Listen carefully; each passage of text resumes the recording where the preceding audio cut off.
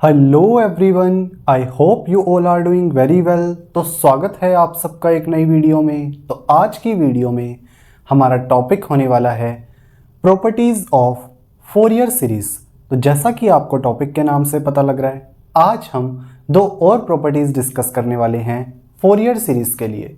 तो video start होने से पहले मैं आपको बता दूं, बोर्ड पे हम जो भी डिस्कस करेंगे उन सब की फ़ोटोज़ आपको डिस्क्रिप्शन बॉक्स में मिल जाएगी। साथ ही आपकी कंप्लीट रिवीजन के लिए हैंड रिटन नोट्स का लिंक भी आपको डिस्क्रिप्शन बॉक्स में अवेलेबल हो जाएगा, जिसमें हमने हर एक लाइन को बहुत अच्छे से एक्सप्लेन किया हुआ है।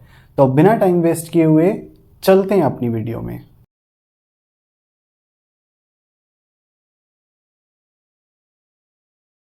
ओके, तो आज हम दो और प्रॉपर्टीज़ देखने वाले हैं फोरियर सीरीज़ के लिए, जिसमें से हमारे पास फर्स्ट होगी time reversal property and second one will be time scaling property.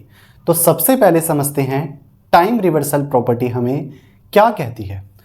According to time reversal property, अगर हमारे पास किसी सिग्नल xt के लिए कॉम्प्लेक्स एक्सपोनेंशियल फोरियर कोफिशिएंट की वैल्यू है Cn with fundamental time period capital T naught, तो जो हमारे पास x माइनस टी है उसके लिए कॉम्प्लेक्स एक्सपोनेंशियल फोरियर कोफिशिएंट की वैल्यू होगी c माइनस एन।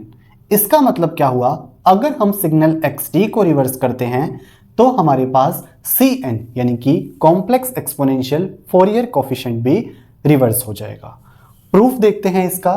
हमें पता है किसी भी सिग्नल xt के लिए अगर हमें complex exponential Fourier coefficient Cn find करना है तो क्या फॉर्मूला है, 1 अपॉन में capital T naught integration over one time period capital T naught xt e raise to the power minus jn omega naught t dt। ठीक है, तो ये हमारे पास बेसिक फॉर्मूला है Cn निकालने के लिए। अब हमें यहां पे क्या है, x माइनस टी के लिए कॉम्प्लेक्स एक्सपोनेंशियल फोरियर कोफिशिएंट की वैल्यू फाइंड करनी है। तो हम क्या है, xt को रिप्लेस कर देंगे x माइनस टी से, और जो नई Cn की वैल्यू आएगी उसको रिप्रेजेंट करेंगे Cn डैश से। तो 1 अपॉन में capital T naught integration 0 to capital T naught xt को रिप्लेस कर रहे हैं x माइनस टी से e raise to the power minus jn omega naught t dt। ठीक है, तो xt को x माइनस टी से हमने रिप्लेस कर दिया। अब हम क्या है, यहां पे कंसीडर कर रहे हैं माइनस टी को टाउ के इक्वल। तो अब अगर हम दोनों साइड डिफरेंशिएशन करें with respect to time t तो क्या होगा, -1 equals to D tau by D T. तो dt हमारे पास क्या हो गया, माइनस डी टाउ। साथ ही हमारे पास हम क्या है, लिमिट्स ऑफ इंटीग्रेशन को भी चेंज करेंगे। क्यों, क्योंकि पहले हम क्या है टाइम t के रिस्पेक्ट में ले रहे थे, लेकिन अब क्योंकि हम टाउ के रिस्पेक्ट में इंटीग्रेशन कर रहे हैं तो हमें टाउ की टर्म्स में ही नई लिमिट्स निकालनी पड़ेगी इंटीग्रेशन की। तो हमारे पास जब टाइम t की वैल्यू 0 है तो टाउ क्या होगा, 0 हो जाएगा। उसके बाद जब टाइम t की वैल्यू कैपिटल T नोट है तो टाउ क्या हो जाएगा, माइनस कैपिटल T नोट, यानी कि नई लिमिट्स क्या आ गई, 0 to minus capital T naught. ठीक है, तो हमारे पास Cn डैश क्या होगा, 1 अपॉन में capital T naught integration limits 0 to minus capital T naught x tau, क्योंकि माइनस टी को हमने टाउ से रिप्लेस कर दिया, into e raise to the power jn omega naught tau. Reason minus T की जगह हम लिख रहे हैं टाउ, तो यहाँ पे प्लस टाउ हो गया, और dt की जगह आ जाएगा माइनस डी टाउ। अब डी टाउ के साइन को चेंज करने के लिए हम क्या है, जो लिमिट्स ऑफ इंटीग्रेशन है इनको फ्लिप कर देंगे। ये हमारे पास एक मैथमेटिक्स में रूल होता है इंटीग्रेशन के लिए। तो ये प्लस डी टाउ हो गया, लिमिट्स हो गई हमारे पास minus capital T naught to 0। ठीक है, यानी कि लिमिट्स को हमने बस फ्लिप कर दिया है। अब अगर हम इस एक्सप्रेशन को और इस एक्सप्रेशन को देखें तो अगर हमें Cn की वैल्यू चाहिए, हमें क्या है यहाँ पे माइनस j इसको बनाना पड़ेगा। तो हम वो कैसे करेंगे, बाहर हमने एक माइनस ले लिया, साथ ही n के साथ भी एक माइनस ले लिया। ठीक है, डिफरेंस कुछ नहीं है, बस क्या है माइनस माइनस प्लस हो जाएगा। हमने यहाँ पे इस फॉर्मूले में कन्वर्ट करने के लिए इसको इस तरीके से लिखा है। अब हम क्या है, अगर इस एक्सप्रेशन के साथ इस एक्सप्रेशन को कंपेयर करें तो ये दोनों क्या है, एग्जैक्टली सिमिलर हैं। बस डिफरेंस क्या है, यहां पे इंटीग्रेशन हो रहा है with respect to time T, यहां पे इंटीग्रेशन हो रहा है विद रिस्पेक्ट टू टाउ, ठीक है। और एक और डिफरेंस है, वो क्या है, यहां पे n है और यहां पे -n है। अगर हम टाइम पीरियड की बात करें, यहां पे हमारे पास one time period capital T naught के लिए ही इंटीग्रेशन हो रहा है, यानी कि कैपिटल टी नोट -0 क्या है, कैपिटल टी नोट है। उसके बाद यहां पर भी क्या है, one time period capital T naught के लिए ही इंटीग्रेशन हो रहा है। वो कैसे पता लगेगा, अगर हम 0 माइनस कैपिटल टी नोट देखें तो क्या होगा हमारे पास, कैपिटल टी नोट। यानी कि ये दोनों क्या है, एग्जैक्टली सिमिलर हैं, जिसमें इंटीग्रेशन भी वन टाइम पीरियड के लिए हो रखा है, दोनों फॉर्मूले सेम है, ठीक है। बस डिफरेंस क्या है, यहां पे n है, यहां पे -n है। तो ये हमारे पास क्योंकि सी n के लिए था तो ये फॉर्मूला किसके लिए होगा, c n के लिए। तो c n डैश क्या आ गया, c n, और c n डैश क्या है, x t के लिए कॉम्प्लेक्स एक्सपोनेंशियल फोरियर कोफिशिएंट की वैल्यू। तो x - t के लिए हमारे पास कॉम्प्लेक्स एक्सपोनेंशियल फोरियर कोफिशिएंट की वैल्यू आई है c n, जो कि हमने यहाँ पे एक्सप्लेनेशन में भी कहा था। तो इस तरीके से हमने प्रूव कर लिया टाइम रिवर्सल प्रॉपर्टी को, जो क्या कहती है, अगर हमारे पास सिग्नल xt के लिए कॉम्प्लेक्स एक्सपोनेंशियल फोरियर कोफिशिएंट की वैल्यू cn है, तो अब अगर हम इस सिग्नल xt को रिवर्स करते हैं तो cn की वैल्यू भी रिवर्स हो जाएगी, ठीक है। अब हम देखते हैं सेकंड प्रॉपर्टी, मतलब टाइम स्केलिंग प्रॉपर्टी। तो टाइम स्केलिंग प्रॉपर्टी हमें क्या कहती है, अकॉर्डिंग टू दिस प्रॉपर्टी, अगर सिग्नल xt के लिए कॉम्प्लेक्स एक्सपोनेंशियल फोरियर कोफिशिएंट की वैल्यू है cn with fundamental time period capital T note and fundamental angular frequency omega naught, तो जो हमारे पास xat होगा उसके लिए कॉम्प्लेक्स एक्सपोनेंशियल फोरियर कोफिशिएंट की वैल्यू भी cn होगी। यानी कि अगर हम xt की टाइम स्केलिंग करते हैं विद कांस्टेंट a, तो कॉम्प्लेक्स एक्सपोनेंशियल फोरियर कोफिशिएंट पे कोई अफेक्ट नहीं पड़ेगा, उसकी वैल्यू सेम रहेगी।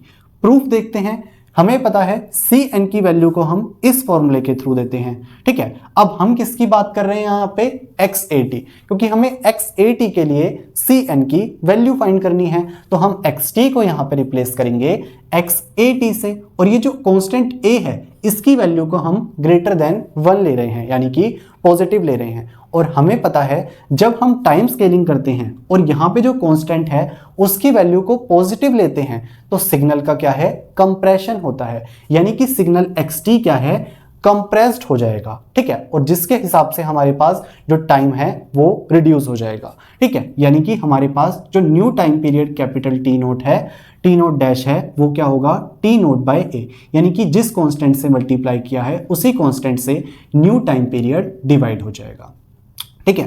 तो हमारे पास यहाँ पे ओमेगा नोट की वैल्यू भी चेंज हो जाएगी, जो क्या होती है 2 pi by capital T note dash, ठीक है। अब टी नोट डैश क्या है, टी नोट बाय ए, तो 2 pi capital T naught into A, और 2 pi by capital T naught होता है ओमेगा नोट, तो ओमेगा नोट डैश हमारे पास आ गया ओमेगा नोट ए। तो हमारे पास जब हमने टाइम स्केलिंग करी है तो 3 चीज़ों में डिफरेंस आया है। सबसे पहले सिग्नल में तो आया ही है, उसके बाद फंडामेंटल टाइम पीरियड और फंडामेंटल एंगुलर फ्रीक्वेंसी में भी हमारे पास चेंज आया है, ठीक है। तो हम सी एन डैश की वैल्यू को क्या लिखेंगे, 1 अपॉन में कैपिटल टी नोट। अब कैपिटल टी नोट की वैल्यू क्या है, capital T naught by A, integration 0 to capital T naught, new value of capital T naught is capital T naught by ए।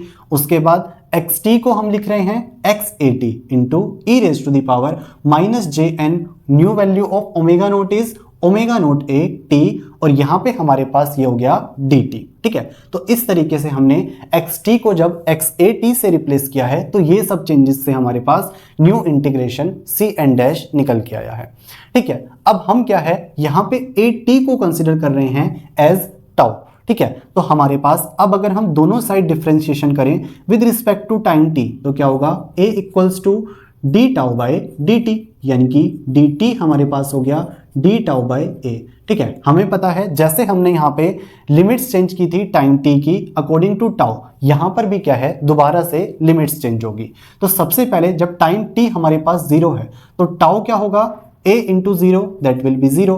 ठीक है, उसके बाद दूसरी वैल्यू टाउ की, जब हमारे पास टाइम क्या है, capital T naught by A है, तो a into capital T naught by A से a कैंसिल, यानी कि न्यू वैल्यू आ गई हमारे पास टाउ के लिए कैपिटल टी नोट। तो अब लिमिट्स क्या हो गई, zero to capital T naught. ठीक है, तो सी एन डैश क्या हुआ, यहां पे सबसे पहले a by capital T naught हो गया, limits zero to capital T naught. ठीक है, एक्स टाउ, क्योंकि ए टी को टाउ से रिप्लेस कर चुके हैं हम। उसके बाद e raise to the power minus j n omega naught a into T की जगह क्या लिख सकते हैं, टाउ बाई ए, और यहां पे डी टी की जगह आ गया डी टाउ बाई ए। ठीक है, ए से ए कैंसिल, यहां पे ए से ये ए कैंसिल।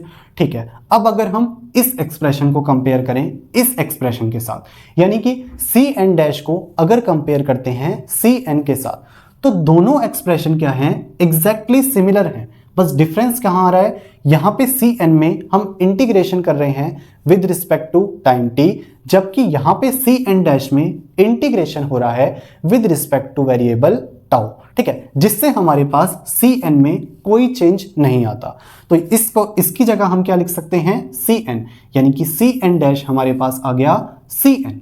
तो इसका मतलब क्या हुआ, सी एन डैश जो कि एक्स ए टी के लिए कॉम्प्लेक्स एक्सपोनेंशियल फोरियर कोफिशिएंट की वैल्यू थी, वो इक्वल आई सी एन के, यानी कि एक्स ए टी के लिए कॉम्प्लेक्स एक्सपोनेंशियल फोरियर कोफिशिएंट की वैल्यू हमारे पास सी एन ही निकल के आई है, जो कि हम यहाँ पे एक्सप्लेनेशन में भी बता रहे थे। ठीक है, तो इस तरीके से हमने टाइम स्केलिंग प्रॉपर्टी को प्रूव कर लिया, जो क्या कहती है, अगर एक्स टी के लिए कॉम्प्लेक्स एक्सपोनेंशियल फोरियर कोफिशिएंट की वैल्यू सी एन है, तो अगर हम इस सिग्नल एक्स टी की टाइम स्केलिंग करेंगे तो हमारे पास सी एन की वैल्यू पे कोई इफेक्ट नहीं पड़ेगा, ये सेम ही रहेगी। तो इस तरीके से हमने दोनों प्रॉपर्टीज को डिस्कस कर लिया, जिसमें से टाइम रिवर्सल प्रॉपर्टी क्या कहती थी, अगर एक्स टी के लिए complex exponential Fourier coefficient C n है, तो जो हम इसका टाइम रिवर्स करेंगे उसके साथ क्या है, सी एन भी रिवर्स हो जाएगा। उसके बाद टाइम स्केलिंग प्रॉपर्टी क्या कहती है, अगर एक्स टी के लिए complex exponential Fourier coefficient C n है, तो अगर हम इस सिग्नल एक्स टी की टाइम स्केलिंग करेंगे तो हमारे पास सी एन की वैल्यू में कोई चेंज नहीं आएगा। सो आई होप आपको आज का लेक्चर समझ आया होगा। बाकी आप नीचे दिए नोट्स पढ़ेंगे, आपको और अच्छी अंडरस्टैंडिंग मिलेगी। तो आज की वीडियो में इतना ही, मिलते हैं आपसे नेक्स्ट वीडियो में। Till then peace out, thank you.